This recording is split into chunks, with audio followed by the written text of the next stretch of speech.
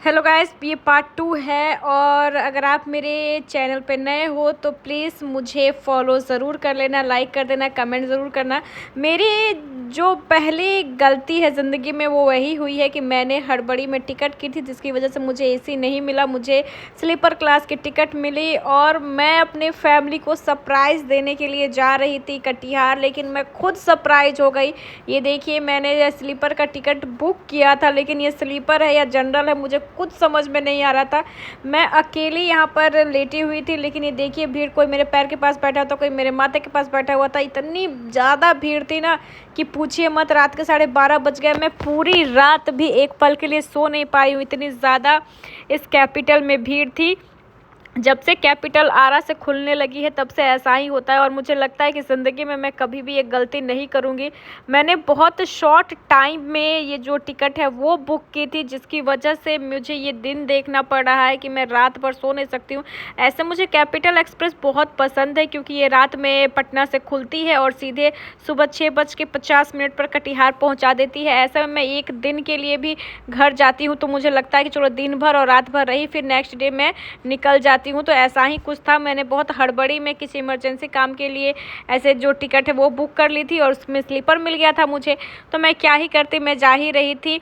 बस एक दिन के लिए मुझे जाना था अपने घर के परिवार को सरप्राइज़ देने के लिए। मेरा मन बिल्कुल भी नहीं लग रहा था, लेकिन ट्रेन में घुसने के साथ ही मैं ही सरप्राइज हो गई। और जब मैं कटिहार पहुंची तो सबसे ज़्यादा मैं क्या, मेरे घर के लोग सरप्राइज़ नहीं हुए, मैं उनको देख के मैं ही सरप्राइज हो गई थी। रात भर मैं ऐसे ही बैठी रही, भीड़ कम होने का नाम बिल्कुल नहीं ले रही थी।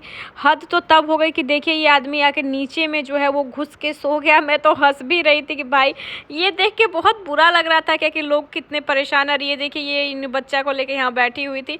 चलो कोई दिक्कत नहीं है, पर थोड़ा सा अनकम्फर्टेबल था, पर कोई दिक्कत नहीं है। जनरल और स्लीपर बिल्कुल एक जैसे लग रहे थे। और उसके बाद तो मेरा बुरा हाल हो गया था, क्योंकि मैं जब सुबह उठी तो मेरा हाल देखिए, मेरा पूरा चेहरा फूला हुआ था, क्योंकि मैं रात भर सो नहीं सकी। मेरी आंखें भी बिल्कुल अजीब सी हो गई थी, लेकिन एक खुशी जो थी वो मन में थी अपने घर पहुंचने की। बहुत दिनों बाद मैं जा रही थी। तभी ऐसा हुआ ना कि किसी का बैग जो है वो छोड़ के कोई उतर गया था, और मैं सोच रही थी भाई किसका बैग है। इसके लिए मैं बोल रही थी कि भाई जिसका भी ये बैग हो वो ले लो। कटिहार के जीआरपी थाने में मैंने ये बैग दे दिया था, और किसी का बैग होगा वो बेचारे ले लेंगे, और बैग लेना उनको ज़रूरी होता है। और उसके बाद जो है वो मैंने क्या किया कि मैंने अपने ये बैग के बारे में एक वीडियो बना के मैंने अलग से शॉर्ट्स में डाला है। आप इसको वायरल कर दीजिएगा, ताकि लोगों को जिसका भी बैग हो वो जाके वहाँ से ले ले, पता चल जाए उन्हें। मैंने ये वीडियो तो बनाया था, और अब मैं अभी इसे पोस्ट भी कर रही हूँ। भले ही 2-3 दिन लेट हो गया मुझे पोस्ट करने में, लेकिन मैं अब वीडियो पोस्ट कर दी थी। मेरी हालत बिल्कुल ख़राब हो गई थी, रात भर मैं सोई नहीं थी।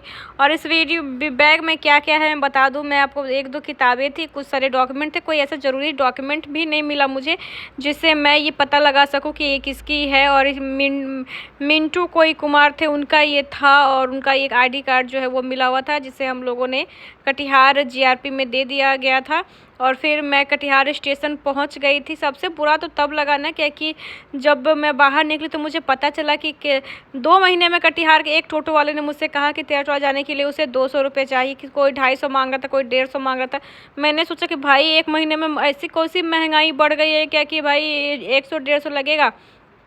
फिर मैंने किया ये कि चुपचाप मैंने जीआरपी चौक पे जो टोटो है वहाँ पे टोटो में मैं बैठ गई, और सीधे मैं पहुँच गई अम्बेडकर चौक। फिर मैंने सोचा कि चलो वहाँ से कुछ टोटो मिलेगा तो मैं चली जाऊँगी, और नहीं तो फिर मैं पैदल ही जाऊँगी। तो मैं स्टेशन से बाहर निकल रही थी, और फिर मैं टोटो में बैठ गई थी। टोटो सीधा अम्बेडकर चौक गया था। उसके बाद जो हुआ अगर आपको जानना है तो नेक्स्ट ब्लॉग में मिलते हैं।